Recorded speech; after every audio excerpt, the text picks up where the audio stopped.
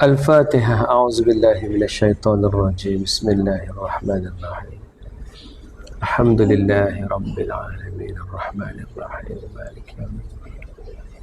Iyyaka na'budu wa iyyaka nasta'in. Ihdinas siratal mustaqim. Siratal ladzina an'amta 'alaihim ghairil maghdubi 'alaihim waladdallin. Amin. أعوذ بالله السميع العليم من الشيطان الرجيم بسم الله الرحمن الرحيم السلام عليكم ورحمة الله وبركاته الحمد لله الذي أرسل رسوله بالهدى ودين الحق ليظهره على الدين كله وكفى بالله شهيدا وكفى بالله وكيلا Allahumma salli wa sallim wa barik ala Muhammad wa ala alihi wa sahbihi wa man tabi'ahum bi ihsanin ila yaumiddin amma ba'd. Faya ibadallah ittaqullah usikum wa nafsi bitaqwallah faqad fazal muttaqun. Rabbi syrah li sadri ويسر لي أمري واحلل عقدة من لساني يفقه قولي ربنا زدنا علما وارزقنا فهما وقال الله تعالى في كتابه العزيز أعوذ بالله من الشيطان الرجيم ولنبلونكم بشيء من الخوف والجوع ونقص من الأموال والأنفس والثمرات وبشر الصابرين الذين إذا أصابتهم مصيبة قالوا إنا لله وإنا إليه راجعون. Dan berikanlah berita gembira kepada orang-orang yang ditimpakan dengan suatu keadaan. Akan diuji mereka itu dengan ketakutan, dengan tidak cukup harta dan dengan seluruh perkara, dan bergembiralah mereka yang bersabar. Sadaqallahul azim. Pertamanya marilah kita memanjatkan syukur pada Allah Subhanahu wa taala. Alhamdulillah pada tengah hari ini dapat kita bertemu untuk mengambil sedikit pelajaran. InsyaAllah sempena kuliah kita hari ini, mengambil sedikit pelajaran lagi tentang satu tajuk yang telah pun dihantar pada tuan-tuan, iaitu penyakit umat terdahulu.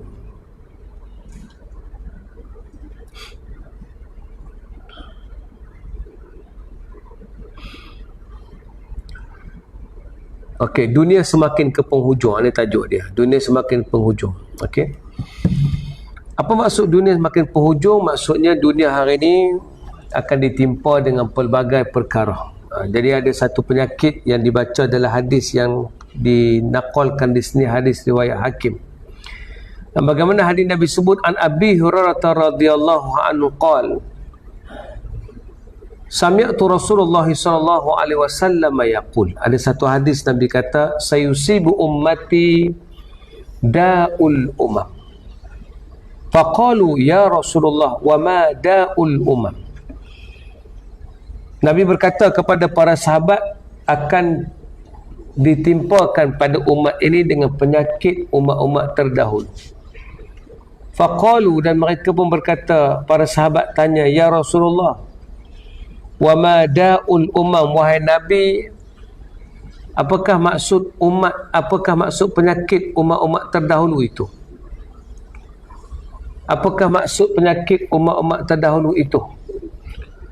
Maka Nabi kata, qala al-asharru, qala al-ashar wal batar والتكاثر والتناجش في الدنيا والتباغض والتحاسد حتى يكون البغي. Nabi kata bahawa penyakit umat terdahulu adalah terlalu banyak berseronok, terlalu bermewah, menghimpunkan harta sebanyak mungkin, tipu menipu dalam usaha merebut harta benda, saling memarahi, hasud menghasut, hingga menjadi zalim, menzalimi antara satu sama lain. Nabi kata al-ashar wal batar. Penyakit yang terdahulu adalah penyakit terlampau berseronok, terlampau bermewah. Wa tanajushu fid dunya, menghimpunkan harta sebanyak mungkin. Wa tabarudu, tipu menipu, salat atas banyak mungkin, tipu menipu dalam usaha merebut harta. Wa tahasudu, saling dengki mendengki. Hatta yakunal bagh, hinggalah mereka itu menzalimi antara satu sama lain. Inilah hadis yang disebut oleh Nabi terhadap penyakit yang akan kena kepada umat-umat hari ini macam umat yang terdahulu kena. Maka ada satu ketika yang telah ditulis tentang bab ni, dia kata bahawa penyakit disebut oleh Rasulullah dalam hadis tersebut bukanlah satu perkara yang baru, kerana telah banyak kita lihat berlaku di kalangan kaum muslimin pada hari ini. Penyakit-penyakit ni semua adalah benda yang sudah pun ada kepada umat hari ini. Penyakit suka berseronok, suka memperbanyakkan harta tapi tak ada tujuan. Sebab tu sebenarnya hadis ni adalah panduan. Sayusibul ummati itu maksudnya adalah panduan. Umat ni akan kena bila mereka tidak berhati-hati. Macam kita cerita gini lah, kita kata COVID ni tengah merebak, walaupun COVID tengah naik balik kan. Mungkin kena COVID, mungkin kena. Jadi COVID tu ada, mungkin kena. Bila tidak berhati-hati. Sebab apa saya tidak bicarakan sangat tentang soal penyakit-penyakit ni, walaupun kita sebut cara lalu kan. Sebab kita bukan nak sibuk dengan penyakit-penyakit ni semua. Sebab kita tak mau jadi orang yang begitu. Kita bercerita ni bukan kita nak cerita aspek problem. Dalam kajian kita kena tengok apakah problem statement. Semoga kita boleh cari gap kajian untuk kita selesaikan problem tu. Ni dalam akademik punya view lah kan. Orang bila dia nak buat satu research ataupun dia nak cari satu tajuk untuk dia submit, sama ada master ke PhD ke, Doktor akan kata pada dia, pensyarah akan kata dia, cari gap kajian. Apa benda yang orang tak kaji lagi? Apa benda orang tak kaji lagi? Sebelum pergi kepada gap tu, tengok dulu problem statement. Apakah problem statement pada masalah tu? Macam inilah kita tengok, kalau kita baca ni cara dalam, kita kata penyakit umat terdahulu ni adalah terlalu berseronok. Kita pun jawab, jangan seronok lah. Itu tak ada solusi. So apa maksud daripada hadis Nabi kata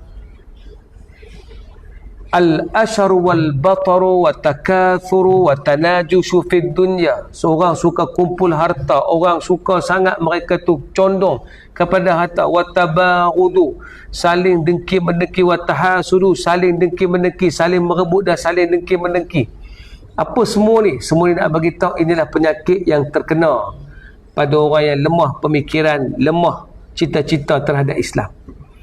So kita hari ni nak elakkan penyakit ni, kita kena kembali semula berfikir. Hadis ni biasa orang baca, dia akan jadi satu dalil untuk orang tu tak buat kerja dunia. Betul tak tuan-tuan? Bila tak mau berseronok, maka kita akan tinggalkan seronok dunia. Betul tak? Bila kita kata watakathuru, memperbanyakkan harta, maka kita akan tinggal cari harta. Dia selalu solusi dia gitu. Sedangkan salah tak cari harta ni. Salah tidak menjadikan dunia tempat berseronok. Salah. Seronok ni maksud apa? Seronok yang melampaui batas, melebihi daripada syariat Islam. Tu seronok yang tak dibenarkan.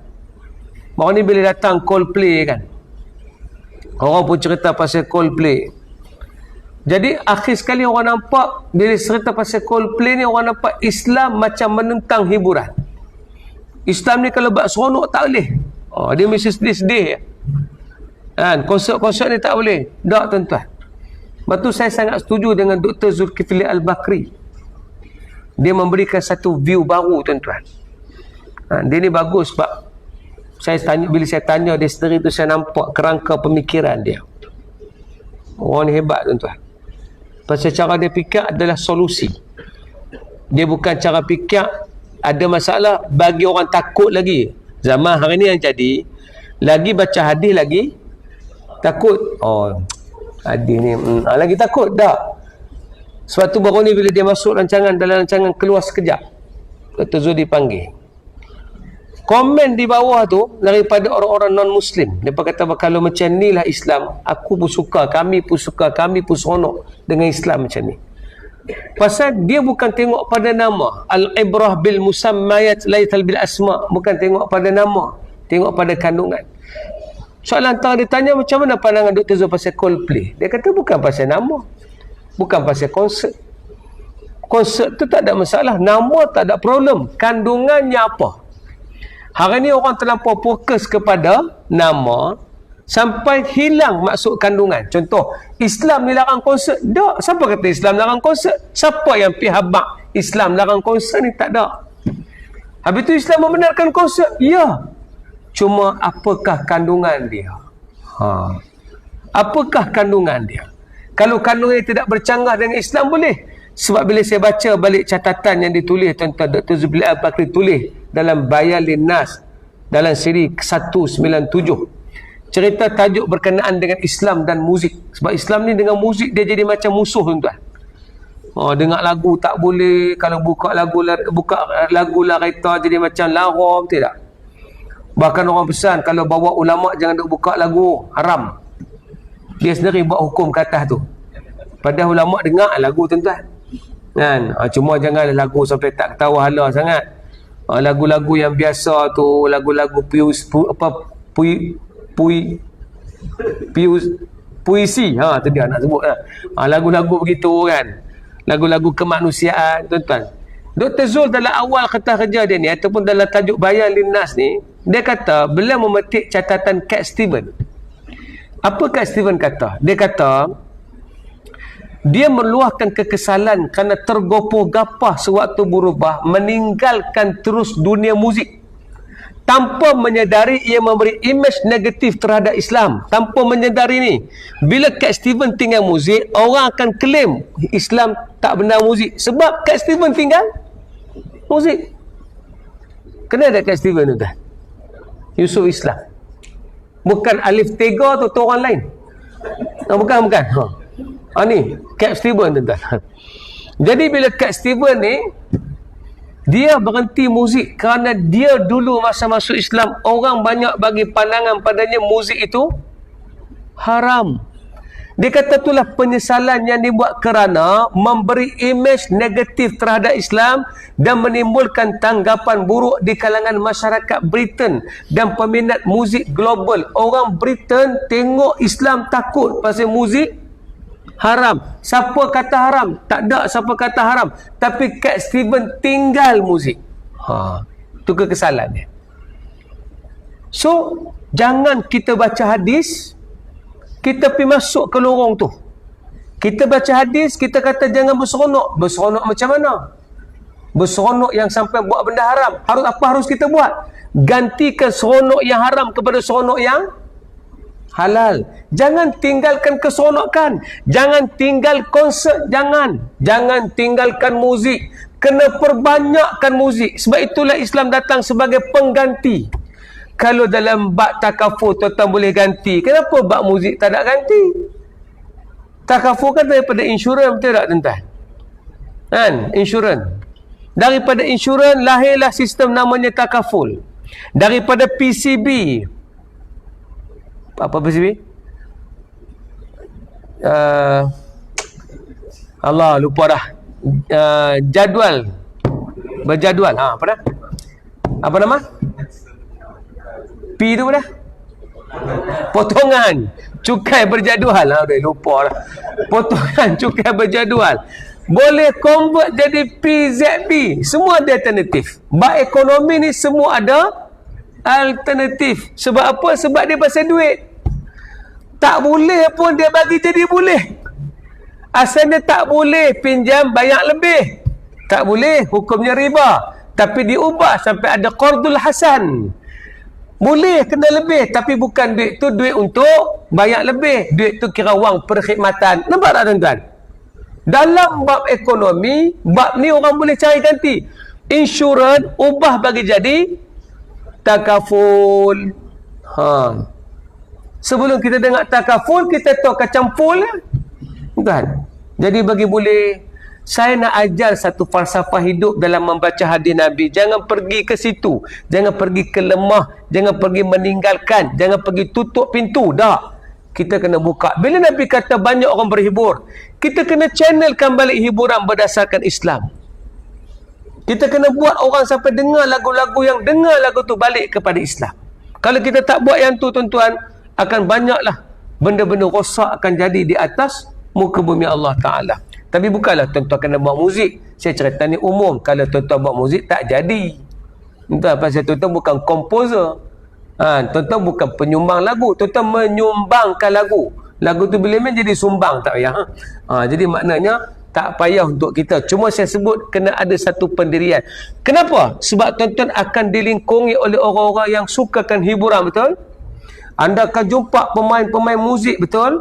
Anda akan pergi makan di tempat ada orang basking, betul?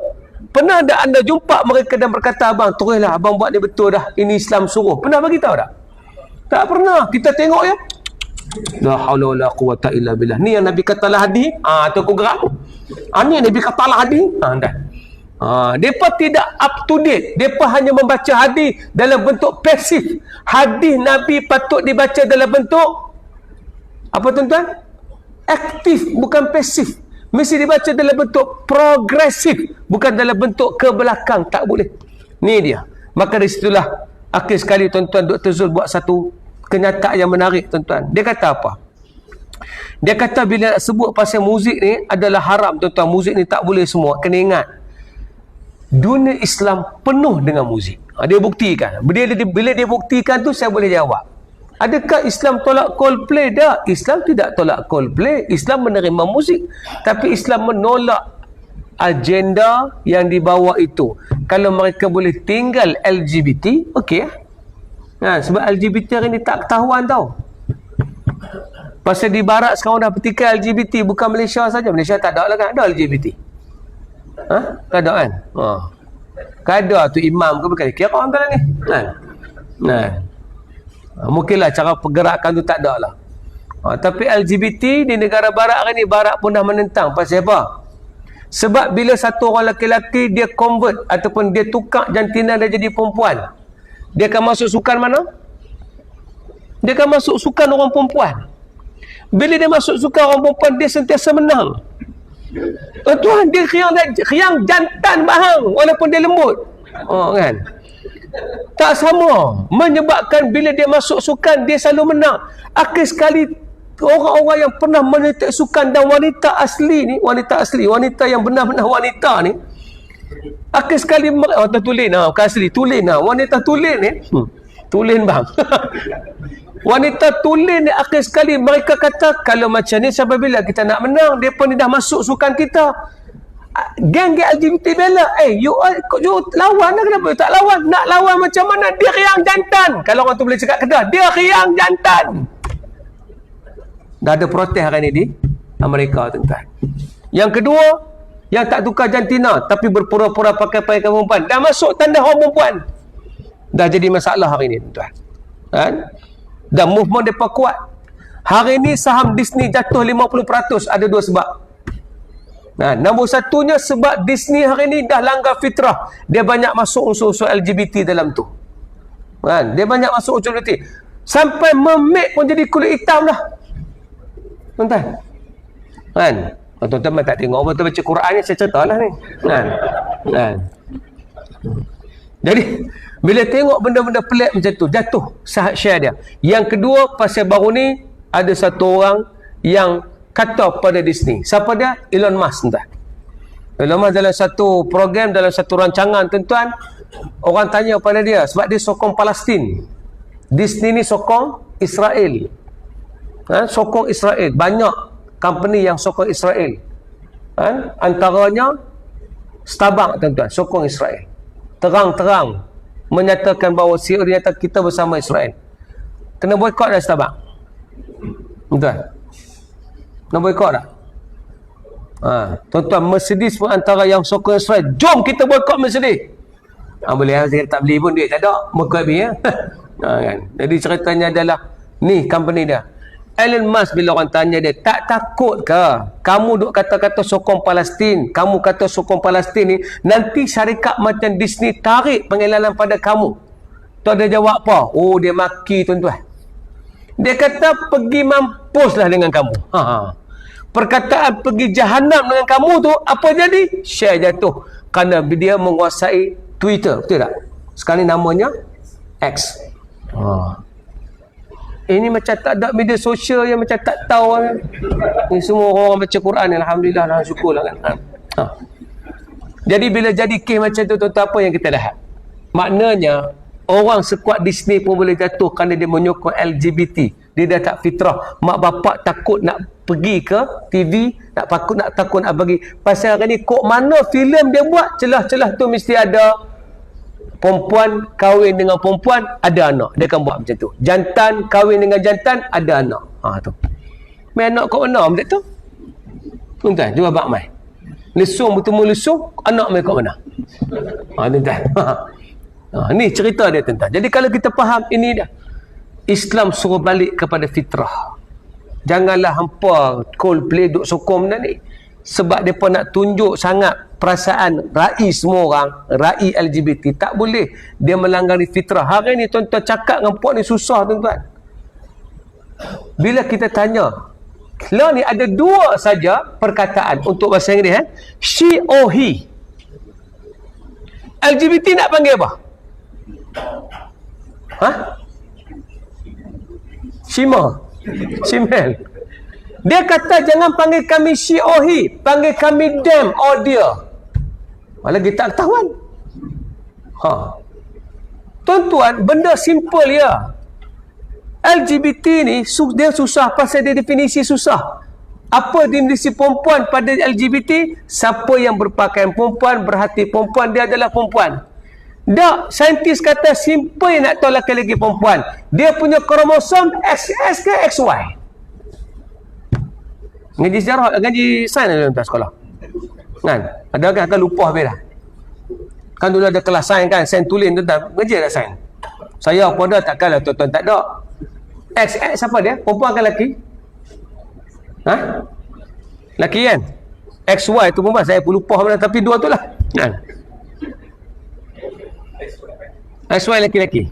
XY lelaki-lelaki. XX tu perempuan.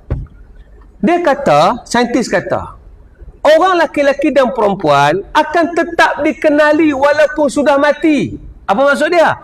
Kalaulah kita jumpa satu tempat tu ada tulang, pi korek tulang tu, nak tahu lelaki atau perempuan, cek DNA dia, pasti tahu tulang itu lelaki-lelaki ke perempuan, kerana XX dan XY itu akan ada pada DNA dia. Nampak tuan-tuan? Jadi awal apa biologi ni? Ni.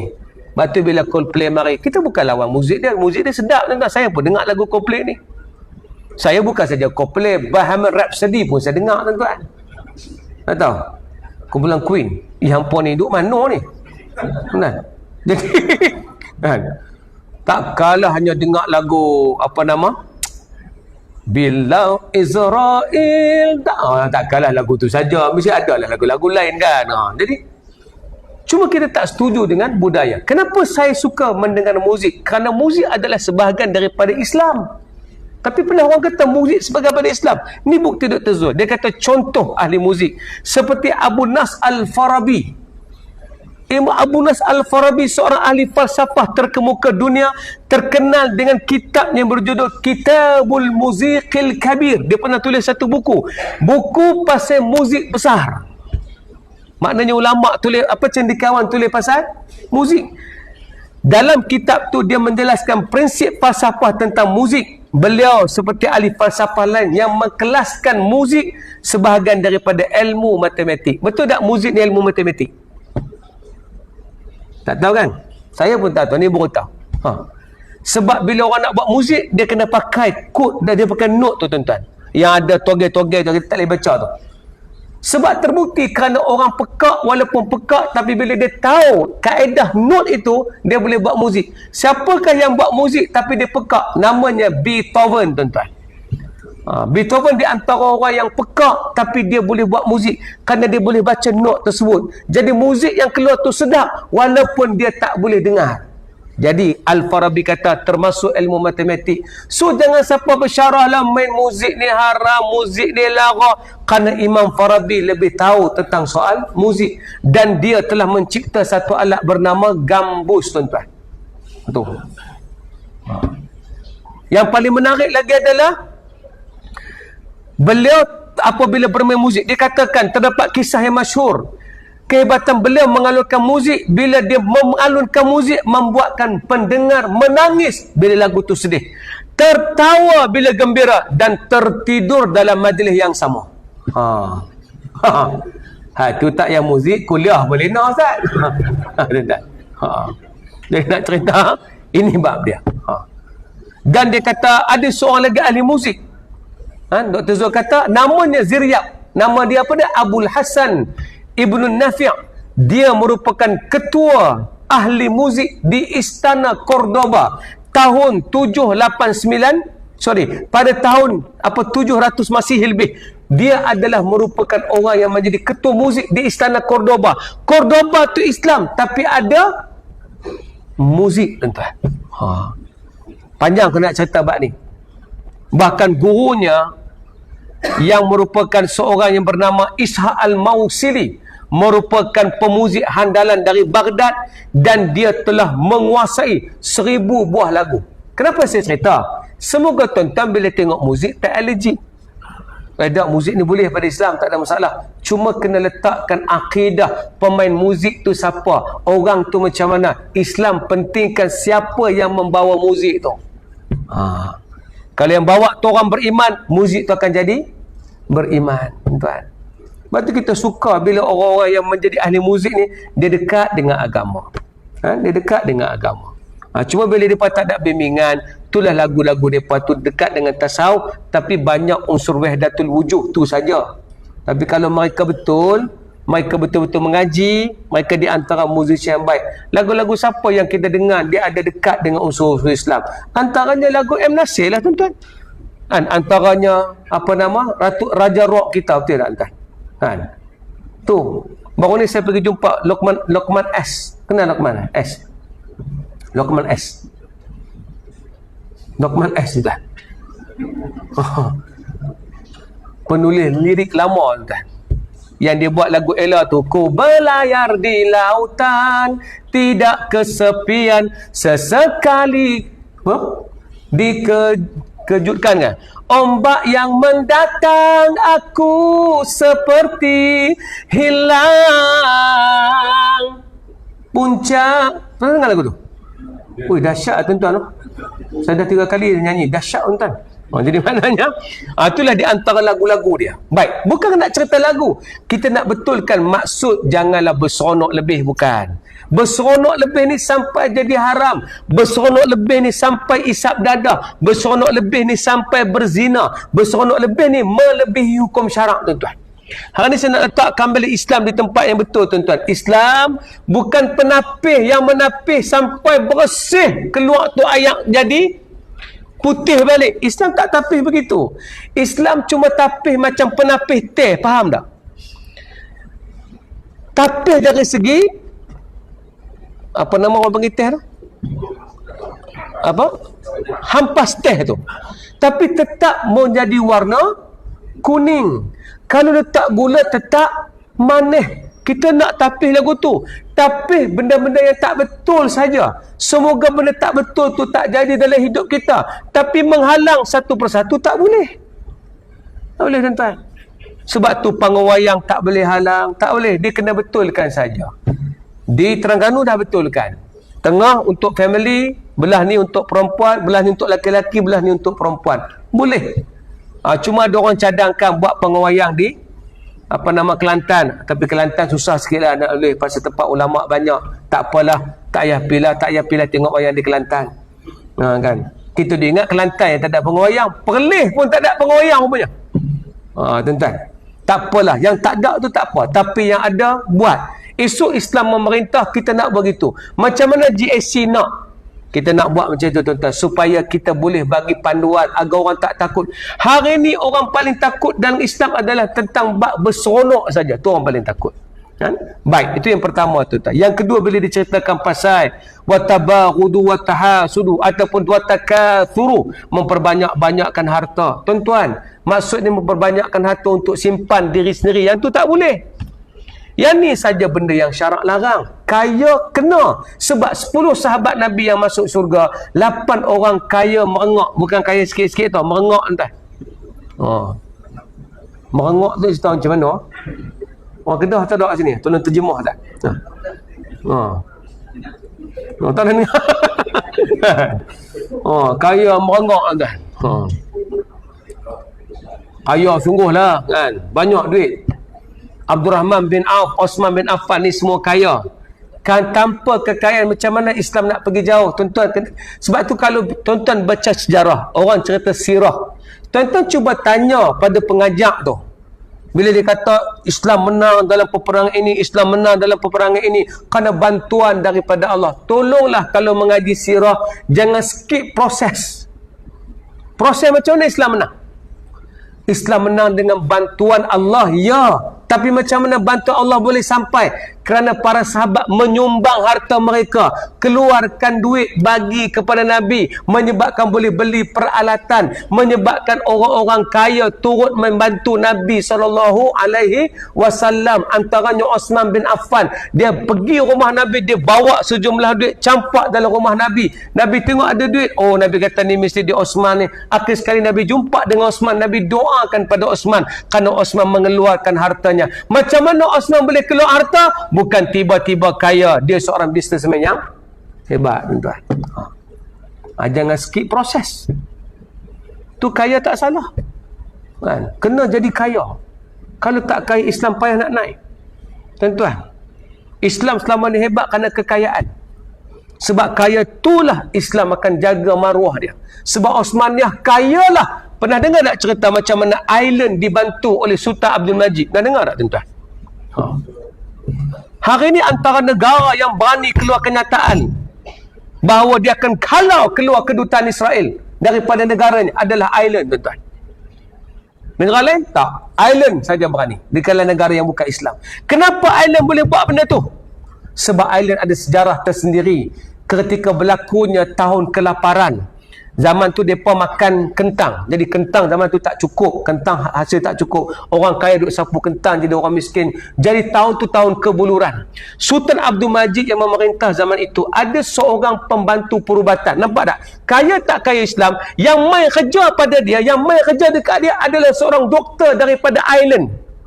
Lawyer daripada negara barat main kerja kat dia. Osmaniyah punya kaya. Bila Sultan Abdul Majid diberitahu bahawa berlaku kelaparan di Ireland. Kalau tuan-tuan tengok peta Ireland dengan Turki Osmaniyah, jauh, tuan-tuan. Tapi sebab doktor ni, kata setengah tulisan doktor ni beritahu, negeri aku hadapi kebuluran. Yo, kesiannya. Sultan Abdul Majid kata, keluarkan 10,000 pound untuk bagi kepada Ireland. 10,000 pound.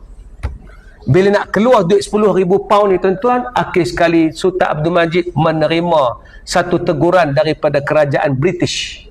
British masa tu diketuai oleh Queen Victoria. Queen Victoria pun kata, oi, abang kat Sultan Abdul Majid, jangan banyak sangat. Jangan duk bagi banyak sangat. Aku pun nak bagi 1,000 ya.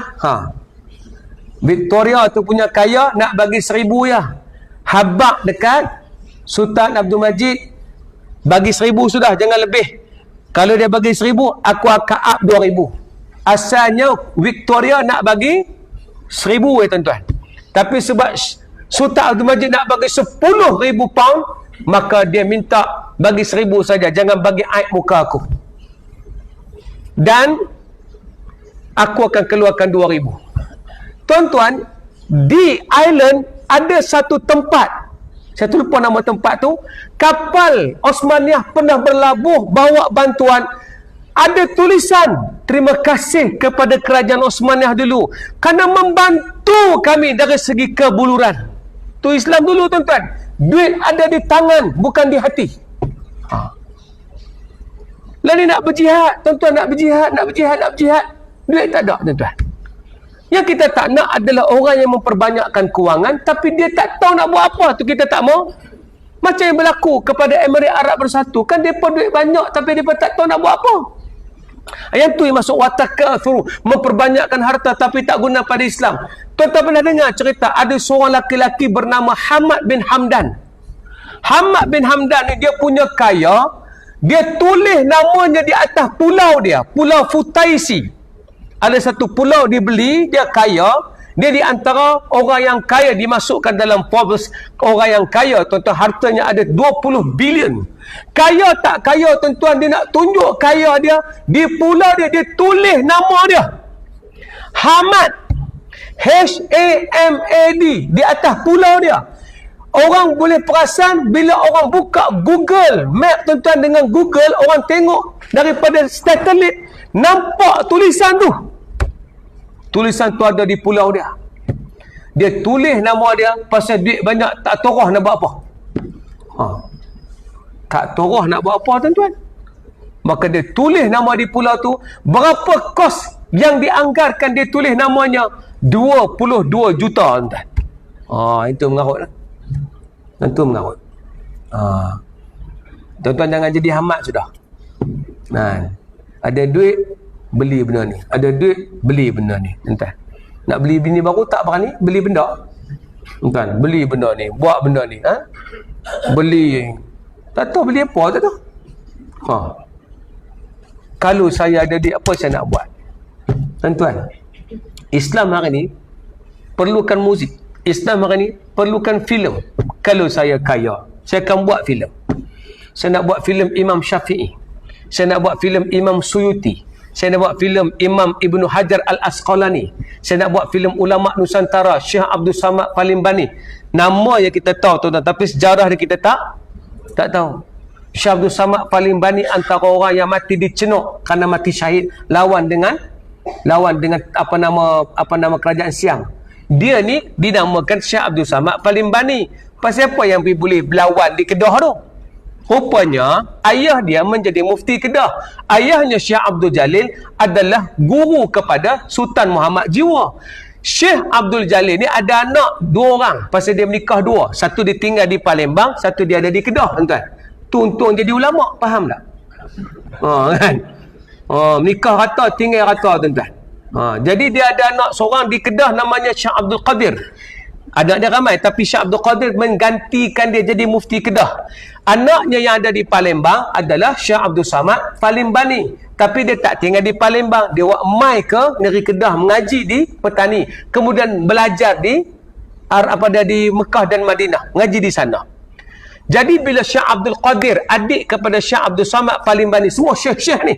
Syekh Abdul Samad Palimbani, adiknya jadi mufti. Namanya Syekh Abdul Qadir. Syekh Abdul Qadir hantar surat pada abang ni, bang, mai balik Kedah. Kedah kena serang.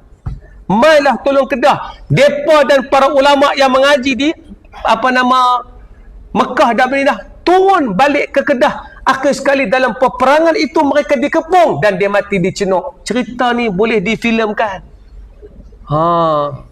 Jangan buat filem gila-gila remaja saja.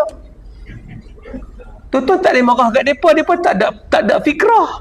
Mereka ada duit. Duit mereka duduk di tangan orang yang tak betul. Sebab tu kaya tu jihad.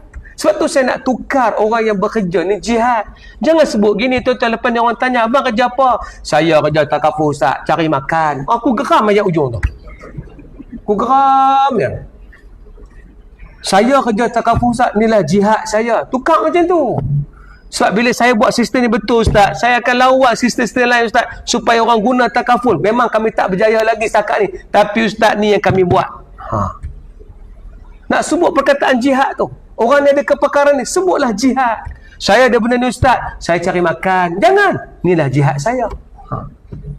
Nampak tak, tuan-tuan? Nak ubah benda tu supaya semua orang buat benda ni bersungguh-sungguh sampai tahap dia boleh keluar daripada menjadi orang yang bekerja dengan orang buat satu sistem. Dah mengaji sistem ni banyak dah tuan-tuan duduk di pejabat. Takkan tak boleh keluar setak satu sistem yang Islam boleh tumpang, Islam jadi hebat dengan sistem yang kita buat. Tapi kalau tak boleh, tak apa. Macam baru ni saya jumpa satu orang, dia kerja di kerja di bank negara. Dia dah pencen. Saya tanya, abang dah pencen, abang buat apa? Tak ada buat apa ustaz, saya memang tak boleh apa, saya biasa-biasa ya, kerja tu masuk biasa ya. Habis tahu apa? Saya pergi surau saja. Okeylah, tak apalah. Tapi orang-orang yang boleh buat sesuatu takkan mati dengan saya dah tua tak larat dah. Jangan. Sebab perjuangan kita bermula bila kita dah financial freedom dan time freedom. Kalau siapa lepas time freedom dan financial freedom tak buat perjuangan, akan berlakulah cerita dalam hadis ni, ramai orang akan lalai sebab kita yang tahu dan kenal Islam tidak buat sesuatu. Tuan-tuan, jom kita buat sesuatu. Ini asal dia. Jadi marilah jadi orang tu, insya-Allah.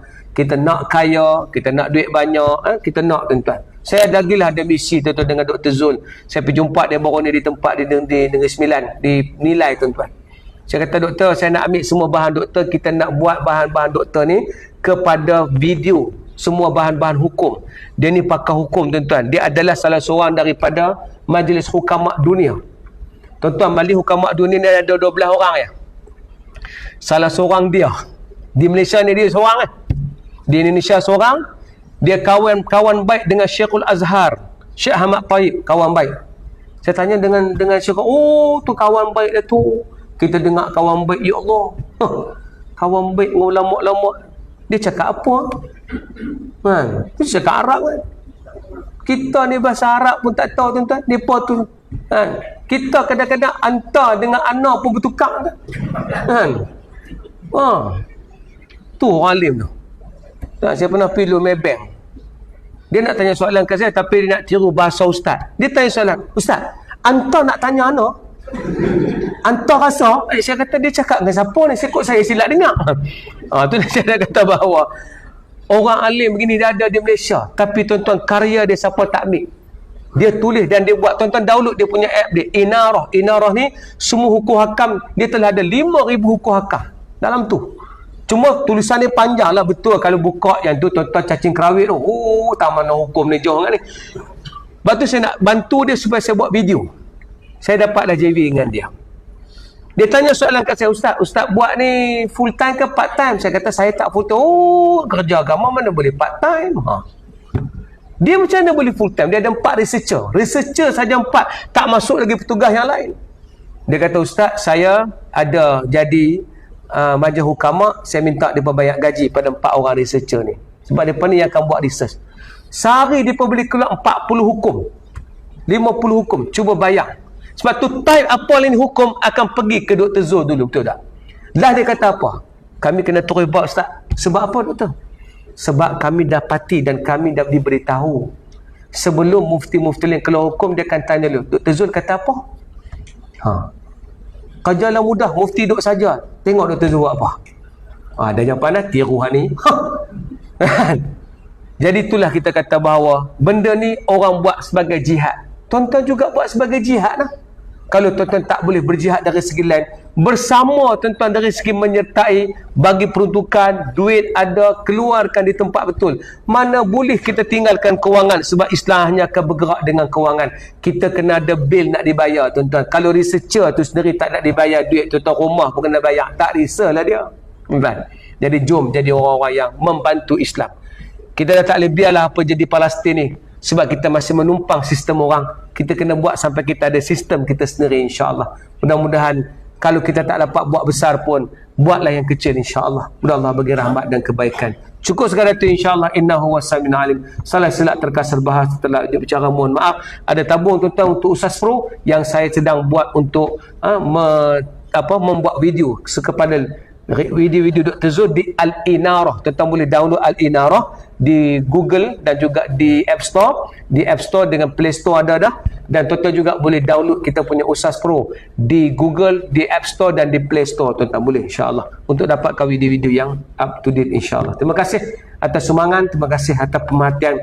Jadilah orang Islam yang progresif, bukan tengok Islam jadi lemah, bukan dengar hadis jadi makin lemah, tak. Kuatkan sampai jadi Islam tu bangun kerana adanya kita. Wallahu alam. Assalamualaikum warahmatullahi wabarakatuh.